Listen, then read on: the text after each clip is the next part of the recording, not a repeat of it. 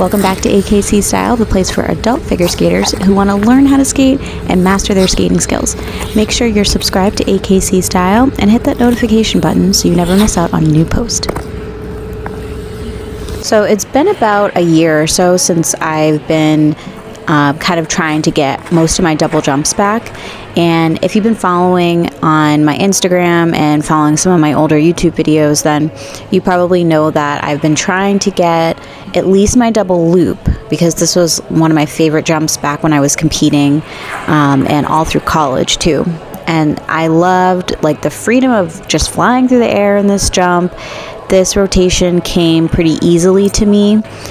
This jump and my double sow cow were the first two doubles that I started to work on after I landed my axle back in the day. But right now, as an older skater, my jumps are probably the least favorite thing that I have to work on. I don't get nearly as much height as I imagined myself being able to get from the weight skater I used to be. So that makes this rotation really difficult when you're not getting up off the ice as high as you want to. So I've started to try to do more off-ice training just so I can get a little bit more core strength and get a little more comfortable using my knees to get up off the ice and get into my jumps. And then also those types of things do help you as well with your skating skills, with different turns and with spin positions too. But what you didn't see before I started recording this video is my warm-up that I'll go through for my jumps. And I'll link the video that I have up on how to warm up and how to get ready for your jumps up above here. But I go through about maybe like a 5 to 10 minute warm-up before I get ready to do these jumps. So I did do that prior. And in the previous clip, you saw me doing a couple of back spins and just kind of preparing for my rotation without jumping. And I like to do this before I do my double loop because I tend to sometimes pull in my arms more quickly than I do my legs, and I miss that crucial kind of like press into the ice before you jump, and then your timing for your jump is all wrong. So I like to pretend like I have a string connected from my ankle to my wrist, and wherever my arms go, then my legs have to go too, and wherever my legs go, my arms have to go. So that helps me with my timing, which you can see, especially in that last attempt there, I'm having trouble just getting that timing.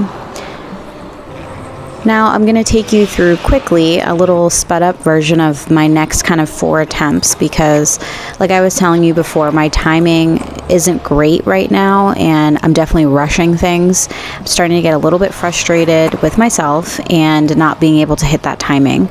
So I change my technique here by adding a waltz jump, single loop, and then attempting my double loop. I only do this because it does make me slow down and really focus on where my arms and legs are. Now, the more jumps that you add to any type of combination, the slower that the last jump will be and the more difficult it makes your attempts. But I chose to do my waltz jump, single loop to help me really understand my timing and where my placement of my body was.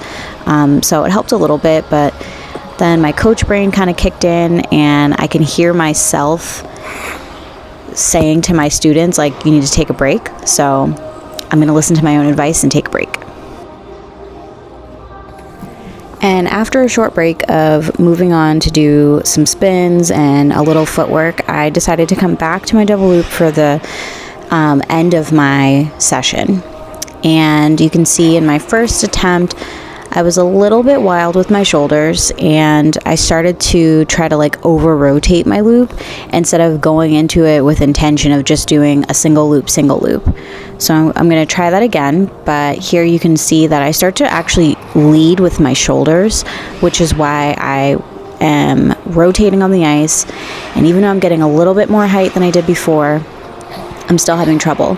So that's definitely something that you want to look for as you're attempting these kind of edge jumps, that you're not using your shoulders to start your rotation and then you're not able to really like check out properly and your timing will be off.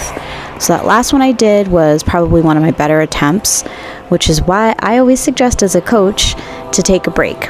So when things start to feel frustrating, then it's really easy to start getting wild on your entry positions, not checking your arms, not pulling in tight enough, not taking enough time to set everything up before you jump, and then you risk injury and you definitely won't be able to have successful attempts.